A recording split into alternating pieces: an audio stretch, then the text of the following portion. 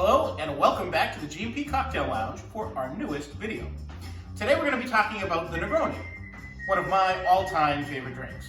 It's a simple drink, but a delicious drink, often associated with La Dolce Vita, the sweet life. It's an Italian drink, of course, you can guess from the phrase. And we're going to talk about a little bit of where it comes from, what's in it, and we're also going to talk about a drink that's related to it. So basically, the Negroni is a relatively simple drink, as I said. It is only 3 parts. It uses gin, Campari, which we're going to talk about it in a little bit later, and sweet vermouth, and that's it. It's so nice and simple. But as I said, the flavor profile is a bit complex and really, really good. Now, what is a Negroni as far as where did it come from? So I mentioned it's an Italian drink, and supposedly the drink was first created in 1919 or 1920 when Count Negroni, who was an Italian count, who had spent a bunch of time in the United States, basically acting as a cowboy, gambling, basically being a man about the world, he went back to Italy and he walked into his favorite or the local cafe, which was also a cafe and a drugstore, and he asked the bartender there to make him an Americano, but to fortify it with gin, to make it stronger with gin. Now, an Americano was a fairly common, fairly popular drink back then, and an Americano basically consisted of Campari, soda water, and sweet vermouth. So it was kind of a light drink. It was a bittersweet kind of drink, but it didn't have a lot of punch to it. It was relatively low alcohol. So adding gin to it was taking it in a whole other direction. Well, the bartender obliged, made the drink, and supposedly the Count was so thrilled with it, it became his favorite drink, his go-to drink, and he drank it all the time. In fact, there's a letter from 1920 that was written to the Count from a friend of his in London that implores the Count to please limit himself to drinking only 20 Negronis a day, which we now know from other documentary evidence, instead of his usual 40. I guess the man could drink.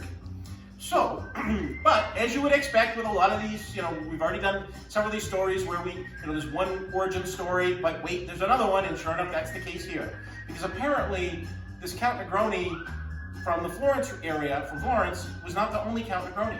There was another Count Negroni who was alive around the same time. Except this Count Negroni was from the island of Corsica.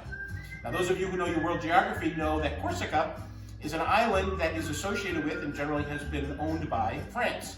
So we have the French Count Negroni and the Italian Count Negroni.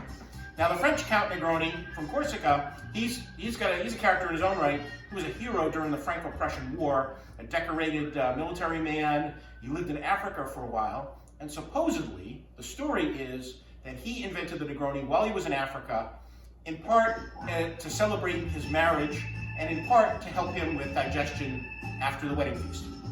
Now, it's a fanciful story, but there's a problem, because the Corsican Count Negroni died in 1913, and really the first appearance of the Negroni per se isn't until 1919, 1920. So if he invented it, it disappeared for a while. And as you might expect, we've got 2 royal families. What do royal families often do? They feud, and apparently online they've been feuding back and forth, with one of them actually going so far as to say if it were still legal to do a duel, he would challenge the other one to a duel. So there you go. Well, it doesn't really matter for us. All we need to know is how to make it, because it's damn delicious. So with that, let's get into how to make a Negroni.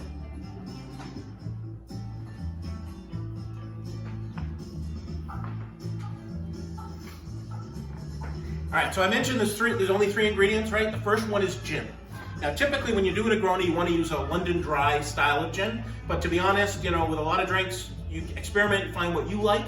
So I'm going to be using a London Dry style. I'm going to be using Junipero gin, which is a craft gin from San Francisco. So we're going to start with 2 ounces of this.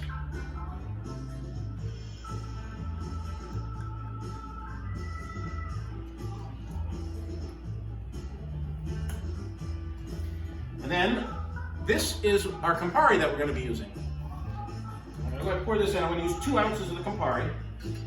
And as I'm pouring, I'm going to tell you, this isn't regular Campari, though, as you might guess, from the fact that it's in this cylinder. This is pineapple infused Campari. It's been sitting for about a week and a half, and I just took it out today and I strained it out, so we're going to try and see how this goes in our Negronis. But usually, you would just get it from the bottle. And this is where I'm going to tell you a little bit about Campari.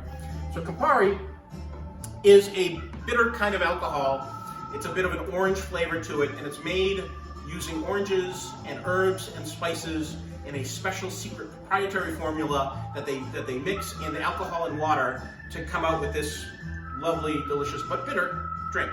And I want to point out, you can see it's a red color. And by the way, back when Campari was first done, or first made, it was the red color came from crushed beetles.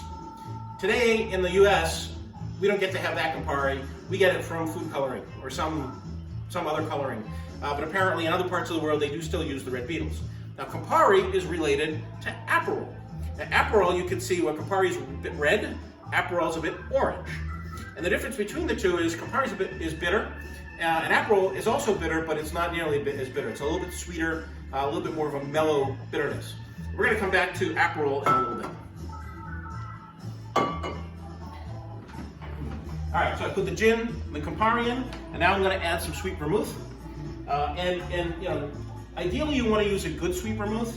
I'm using just Martini and Rossi, which is not a good sweet vermouth, but it's all right. It'll do the trick. And I'm using this because I already had an open bottle that was cold from the fridge. And those of you that watched the old-fashioned video will remember, when it comes to sweet vermouth, once you open a bottle, you want to keep using it because as a fortified wine, if it sits for too long, it will turn. And even though putting it in the refrigerator will delay that process, it still will turn. So you want to use it, basically use it right up. So that's why we're using that. Otherwise, I'd probably be using something like the Doolin, or maybe even Cinzano. Basically a better, a little more quality, a little more flavorful sweet vermouth. So anyways, so 2 ounces of gin, 2 ounces of Campari, 2 ounces of sweet vermouth. That's it. It's a 1-1-1 ratio, the 3 elements, that's all. We've got them in our glass. We're just gonna give it a nice little swirl here. Nice little mix. I'm gonna add some ice. And you'll notice I mixed this right in the glass, which is generally the way you would do this. However, you can also do it, you can also mix it in a mixing glass and then serve it up in a martini glass or a coupe glass. That's an acceptable way to do it as well. And then, for our garnish, we're just going to take an orange rind. We're just going to express it a little bit, put the oils in there. And just drop that in. And there you have a Negroni. All right, now, I mentioned about the Aperol. So now we're going to mention how Aperol and Campari are related. And Campari can be drank a bunch of different ways, not just using the Negroni. You can actually enjoy it on its own over ice. You can mix it with soda water and have it that way. Or you can do it with orange juice and a little bit of simple syrup or sugar. And lastly, although there are many other ways, sort of one of the last common ways, is in a spritz. And a spritz is basically where you use the Campari, you use sweet vermouth, and then you use champagne or soda water. Now, you don't often find the Campari. Typically, you find Aperol used in the spritz. So that's what we're going to do today. We're just going to make up a nice Aperol spritz. So for the Aperol spritz, we're going to do 2 ounces of the Aperol.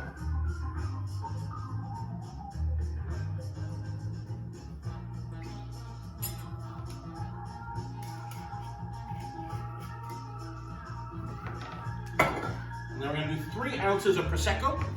Basically, it probably should not be champagne, but any sparkling wine will do.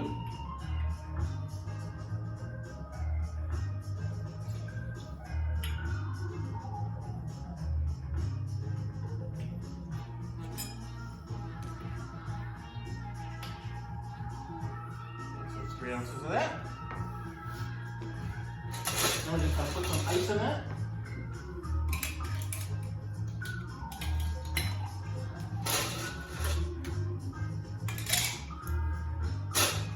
And then we're going to top it with soda water. Guess that soda water is excited about this.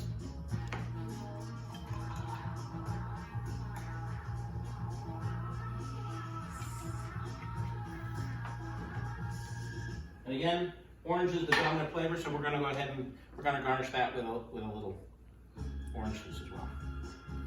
There we go. There's your Aperol Spritz. Enjoy, and until the next time, stay safe, stay healthy. Cheers.